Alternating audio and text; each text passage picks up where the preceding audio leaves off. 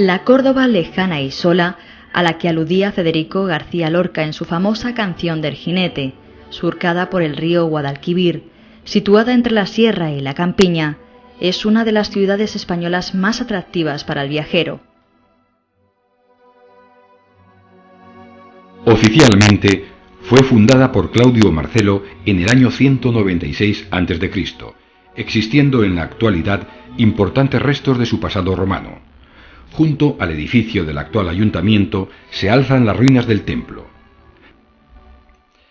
Gracias a la monumentalidad de los restos, podemos deducir que se trataba de un edificio colosal, construido en época del emperador Claudio. Monumental también es el famoso puente, levantado en época de Augusto. Consta de 16 arcos y ha sido restaurado en numerosas ocasiones, por lo que ha perdido parte de su aire original.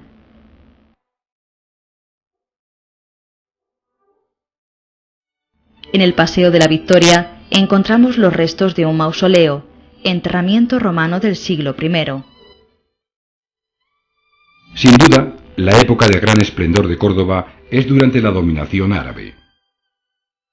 Capital del califato omeya, se convirtió en centro irradiador de cultura y poder durante el siglo X. La mezquita Aljama cordobesa es una de las más impresionantes del mundo. Su construcción se prolongó durante 2 siglos, configurando un espacio rectangular de más de 23.000 metros cuadrados. La antesala de este majestuoso edificio es el Patio de los Naranjos y la torre de 93 metros de altura.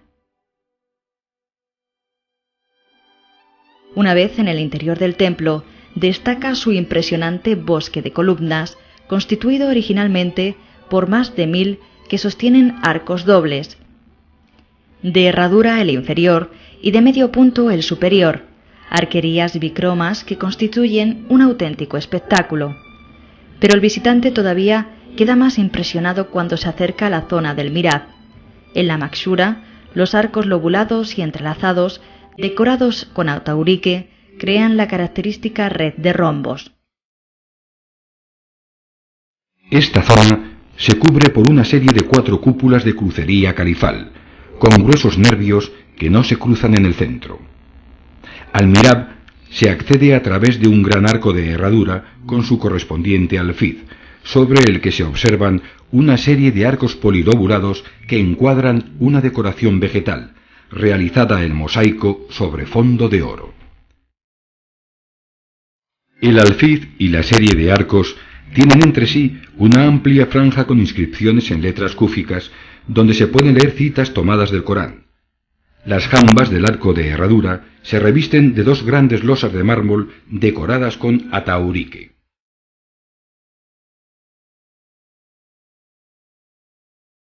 La otra gran construcción de época califal es Medina Azahara, el lujoso palacio califal construido a las afueras de la ciudad por Abderramán III, conocido como el Versalles de Córdoba.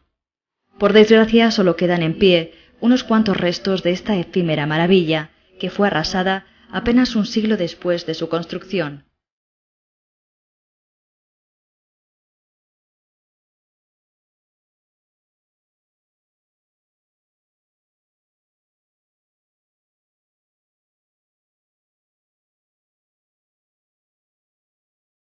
La parte mejor conservada es el llamado Salón Rico, sala de recepción utilizada por los califas, que por su riqueza impresionó a todos los diplomáticos llegados a Córdoba desde cualquier lugar del mundo. Las murallas de Córdoba se levantaron tanto en época romana como árabe. Sus medidas eran 400 metros de longitud, 6 de altura y casi 2,5 metros de espesor. Estaba construida a base de tapial y mampostería y contaba con diferentes puertas de acceso y torres de defensa, como la famosa de la Malmuerta. Otro resto de época musulmana lo encontramos en el molino de la Albolafia. Originalmente era un molino de harina, situado en una de las pequeñas isletas que surgen en el cauce del río Guadalquivir. En época califal fue modificado para que trasladara agua a los jardines del cercano Alcázar. Una excelente muestra de la integración cultural que se produjo en la época de los califas la encontramos en la famosa Judería, centro de la poblada colonia judía en la Córdoba medieval, una de las más activas comunidades de su tiempo. Las calles poseen un trazado singularmente irregular y sinuoso, con callejones estrechos, callejuelas angostas y plazoletas que dan a casas encaladas en un blanco luminoso, levantadas en torno a un patio y repletas de flores. El centro de la vida comunitaria era la sinagoga. Se trata de una estructura con planta cuadrada a la que se accede atravesando un pequeño patio con atrio de columnas y una puerta en el lado derecho. El 29 de junio de 1236, Córdoba cayó en poder del rey Fernando III. La entrada de las huestes cristianas supuso un vuelco en la vida de la ciudad. Desde el primer momento empezaron a erigirse iglesias, muchas de ellas sobre anteriores mezquitas, como el convento de San Francisco. Este conjunto monástico del siglo XIII ha sufrido diversas modificaciones con el paso del tiempo, destacando su espectacular claustro, del que solo quedan 2 pandas en pie.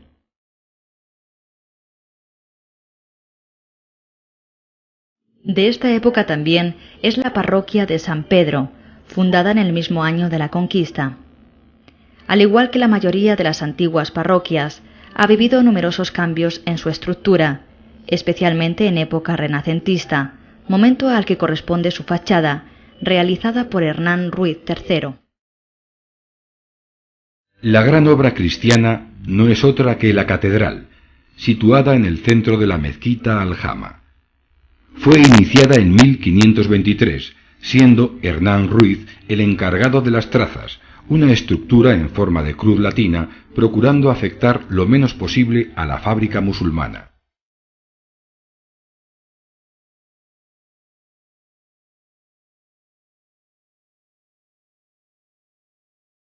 En su interior destaca la sillería de coro, obra de Pedro Duque Cornejo, realizada en madera de caoba americana en un estilo churrigueresco que corresponde al siglo XVIII, cuando se ejecutó. Alonso Matías es el autor del retablo de mármol, mientras que los lienzos que lo adornan son obra del cordobés Antonio Palomino.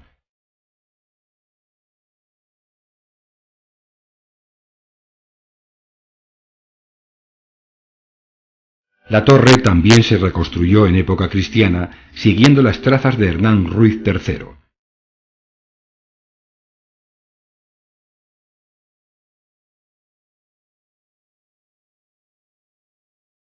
Distribuidas por los muros perimetrales de la mezquita, encontramos un buen número de capillas adornadas con ricos tesoros artísticos.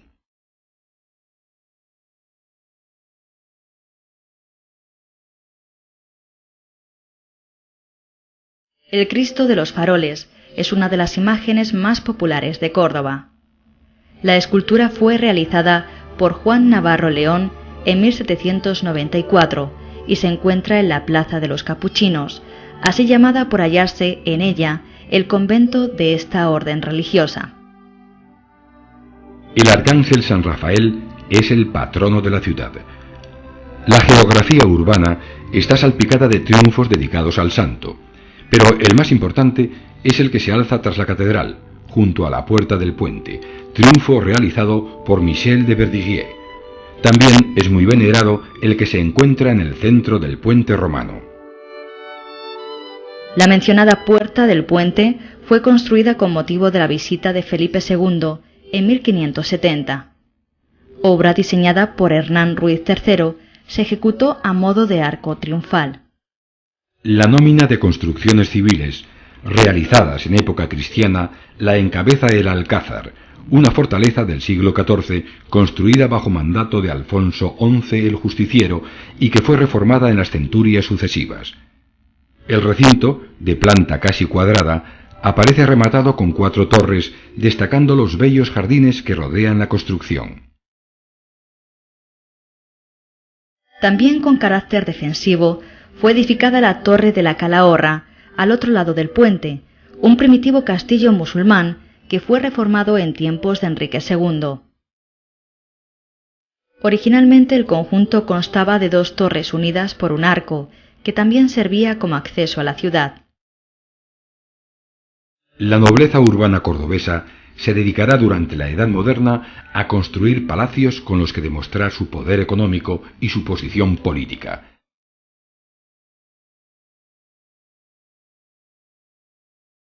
Entre estos edificios encontramos el Palacio de la Merced, antiguo convento de frailes mercedarios que constituye un auténtico hito en el barroco de la ciudad. La Casa de Ceas, o del Indiano, fue construida a finales del siglo XV, como evocación al Nuevo Mundo recién descubierto y a los cordobeses que viajaron a él, tratándose de un claro ejemplo de arquitectura civil mudéjar. También en esta época se abren importantes plazas que dotarán de mayor encanto a la ciudad. La planta de la Plaza de la Corredera responde a un rectángulo semirregular, sumando 113 metros el lado mayor y 55 el menor, según el proyecto del arquitecto salmantino Antonio Ramos Valdés, tomando como referencia las plazas mayores castellanas. Muy cerca encontramos la Plaza del Potro, un espacio que data del siglo XVI, en el que se hallan los museos de Bellas Artes y Julio Romero de Torres. Otro de los lugares de encuentro en Córdoba es la Plaza de las Tendillas. Durante siglos fue el ágora de la ciudad, rodeándose en la actualidad de elegantes edificios. En el centro de la plaza se alza el monumento al gran capitán, realizado por el escultor cordobés Mateo Inurria.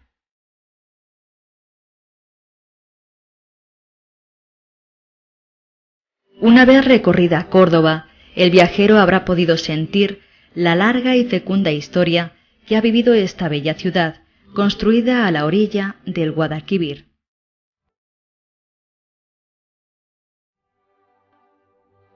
La Córdoba lejana y sola, a la que aludía Federico García Lorca en su famosa canción del jinete, surcada por el río Guadalquivir, situada entre la sierra y la campiña, es una de las ciudades españolas más atractivas para el viajero.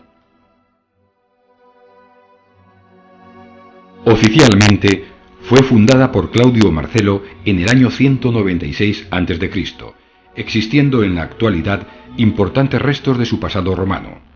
Junto al edificio del actual ayuntamiento se alzan las ruinas del templo. Gracias a la monumentalidad de los restos de su aire original.